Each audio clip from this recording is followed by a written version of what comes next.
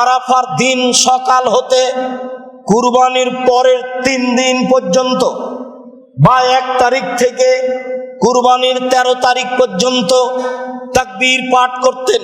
তিনি তাকবীরে বলতেন আল্লাহু আকবার, আল্লাহু আকবার, লা ইলাহা ইল্লাল্লাহ, আল্লাহু আকবার, আল্লাহু আকবার, ওয়ালিল্লাহিল হামদ। সম্মানিত দিনী ভাই বোন, আমরা যুলহিজ্জা মাসের প্রথম 10 দিনের তাকবীর হিসাবে আব্দুল্লাহ ইবনে মাসউদ রাদিয়াল্লাহু তাআলা আনহুর পক্ষ থেকে সহিহ হাদিসের মাধ্যমে এই তাকবীর পাঠ করার জন্য অনুরোধ জানাচ্ছি। সাথে সাথে আল্লাহ তাআলা যুলহিজ্জা মাসে স্বাভাবিকভাবে তাকবীর পাঠের কথা বলেছেন। সেই তাকবীর হিসাবে, তাসবিহ হিসাবে, তাহমিদ হিসাবে সহিহ হাদিসের ভিত্তিতে আমরা আরো বলতে পারি।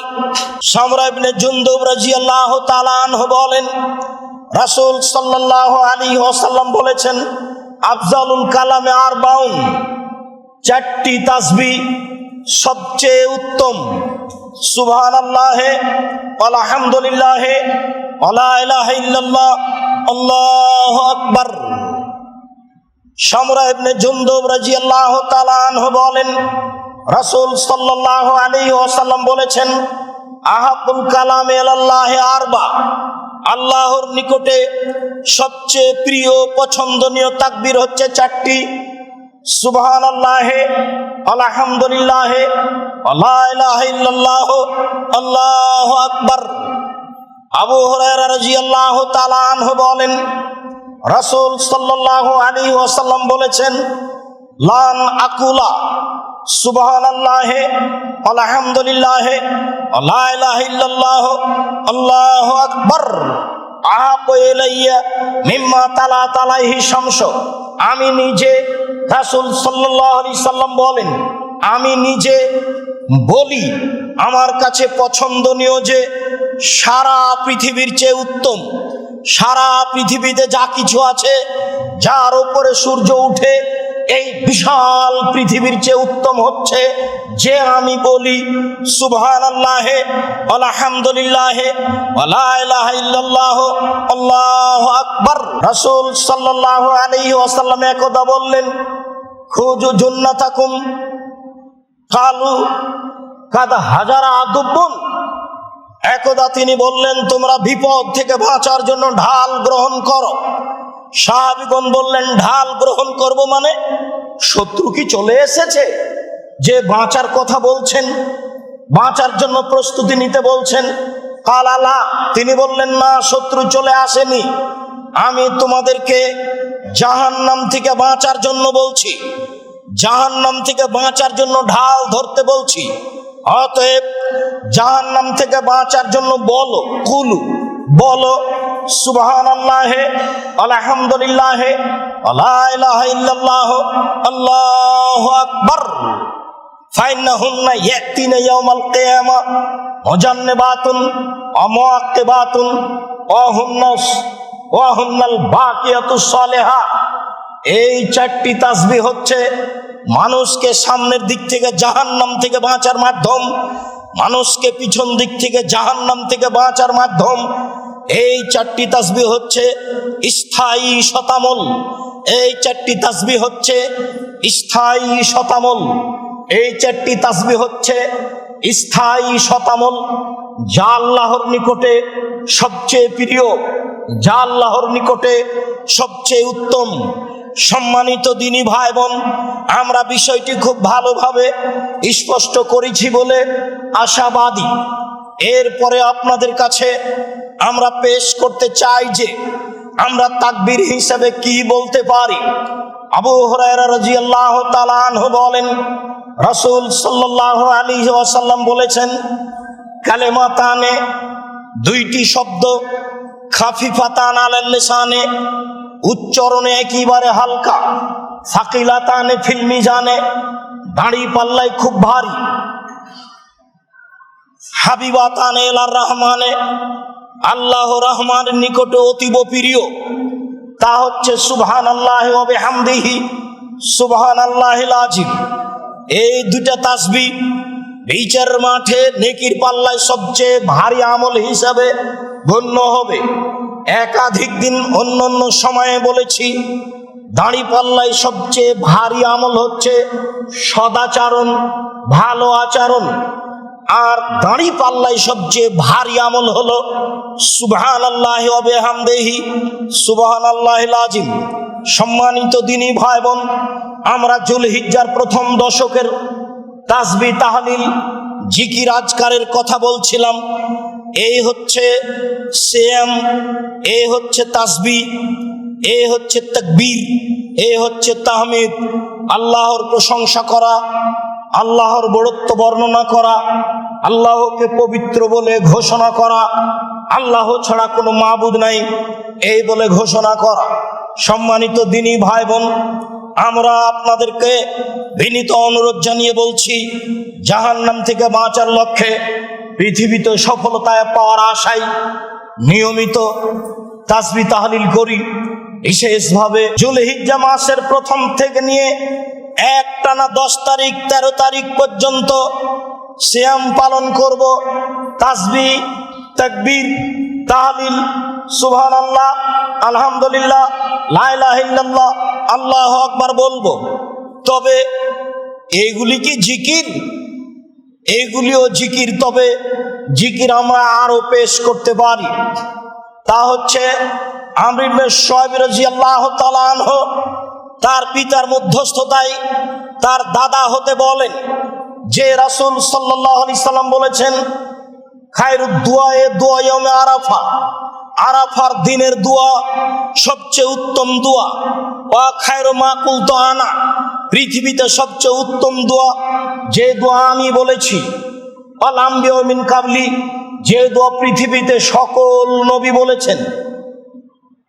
সবচেয়ে উত্তম দোয়া আরাফার দিনের দোয়া, সবচেয়ে উত্তম দোয়া যে দোয়া আমি বলেছি। সবচেয়ে উত্তম দোয়া যে দোয়া সারা পৃথিবীর সকল নবী বলেছেন, সেই দোয়া, সেই জিকির হলো লা ইলাহা ইল্লাল্লাহু ওয়াহদাহু লা শারীকা লাহু লাহুল মুলকু ওয়া লাহুল হামদু ওয়া হুয়া আলা কুল্লি শাইইন কাদির। স্বাভাবিকভাবে বলতে থাকা। তবে বুখারীর হাদিসে এসেছে, দৈনন্দিন হিসাবে কেউ যদি প্রত্যেক দিন 100 বার বলে, তাহলে সে কিয়ামতের মাঠে সবচেয়ে বেশি নেকির অধিকারী হবে এবং শয়তান তার কোনো ক্ষতি করতে পারবে না, তাকে সবচেয়ে সম্মানী করা হবে। এ কথা রাসূল সাল্লাল্লাহু আলাইহি সাল্লাম বলেন যখন তিনি 100 বারের কথা বলেন। তবে রাসূল সাল্লাল্লাহু আলাইহি সাল্লাম যখন আরাফার দিন হিসাব করে বলেছেন, তখন তিনি 100 বারের কথা বলেননি। যখন মানুষ জিকির হিসাবে 100 বার বলার চেষ্টা করবে তা বলতে পারে, তবে স্বাভাবিকভাবে যে যা পারে, যে যত পারে, যখন পারে বলবে লা ইলাহা ইল্লাল্লাহু ওয়াহদাহু লা শারীকা লাহু, আল্লাহ ছাড়া কোনো মাবুদ নেই, তিনি এক অদ্বিতীয়, তার কোনো শরীক নেই। লাহুল মুলকু ওয়া লাহুল হামদু ওয়া হুয়া আলা কুল্লি শাইইন কাদির, প্রশংসা তার, রাজত্ব তার, অনুগ্রহ তার, সর্বশক্তিমান তিনি। রাসূল সাল্লাল্লাহু আলাইহি সাল্লাম সবচেয়ে উত্তম দোয়া যা নিজে বলেছেন, সবচেয়ে উত্তম দোয়া যা পৃথিবীর সকল নবীগণ বলেছেন, যা আরাফার দিনের উত্তম দোয়া বলে ঘোষণা দিয়েছেন, তা আমরা বাছাই করে নিব বলে মনে করছি। জাবের রাদিয়াল্লাহু তাআলা আনহু বলেন, রাসূল সাল্লাল্লাহু আলাইহি সাল্লাম বলেছেন, আফজালুদ দুআ আলহামদুলিল্লাহ ও আফজালুয যিকরি লা ইলাহা ইল্লাল্লাহ, সবচেয়ে উত্তম দোয়া হচ্ছে আলহামদুলিল্লাহ। কথায় কথায়, সময়ে সময়ে আলহামদুলিল্লাহ বলবেন, আল্লাহর শুকরিয়া আদায় করা হবে। উঠছেন, বসছেন, কাজ করছেন, খাচ্ছেন, চলছেন, কথা বলতে পারছেন, সব কিছুর একটা বিনিময় হলো আলহামদুলিল্লাহ। সাথে সাথে সবচেয়ে উত্তম জিকির হলো লা ইলাহা ইল্লাল্লাহ। আমরা আবার লা ইলাহা ইল্লাল্লাহ জিকির করতে চাই না, এই জন্য যে বেদাতীরা এই জিকির করে, এই জন্য বেদাতীরা জোরে করে, আমরা ধীরে করব। বেদাতীরা শুধু বলে লা ইলাহা, আমরা বলবো লা ইলাহা ইল্লাল্লাহ। বেদাতীরা শুধু বলে ইল্লাল্লাহ, আমরা বলবো লা ইলাহা ইল্লাল্লাহ। বেদাতীরা শুধু বলে আল্লাহ, আমরা বলবো লা ইলাহা ইল্লাল্লাহ। বেদাতীরা শুধু বলে হু, আমরা বলবো লা ইলাহা ইল্লাল্লাহ। যেহেতু রাসূল সাল্লাল্লাহু আলাইহি সাল্লাম এই কালেমাকে একাধিকবার উল্লেখ করেছেন এইভাবে, একবার বলেছেন আফজালু যিকরি লা ইলাহা ইল্লাল্লাহ, সবচেয়ে উত্তম দোয়া হলো লা ইলাহা ইল্লাল্লাহ। একবার বলেছেন লাক্কিনু মাওতাকুম লা ইলাহা ইল্লাল্লাহ, মরে মরে জান যায় যায় এরকম মানুষকে বলে দাও লা ইলাহা ইল্লাল্লাহ।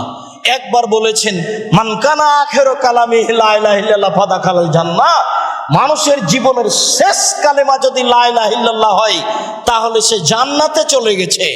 রাসূল সাল্লাল্লাহু আলাইহি সাল্লাম একবার বলেছেন কেউ যদি লা ইলাহা ইল্লাল্লাহ খালেস অন্তরে বলতে পারে তাহলে জান্নাতে চলে গেছে। বুখারী মুসলিম সব হলো লা ইলাহা ইল্লাল্লাহ। অতএব আমরা লা ইলাহা ইল্লাল্লাহকে একটা গুরুত্বপূর্ণ জিকির হিসেবে গ্রহণ করব, যখন তখন, উঠতে বসতে, সকালে সন্ধ্যায়, তবে তা হবে ধীরে ধীরে।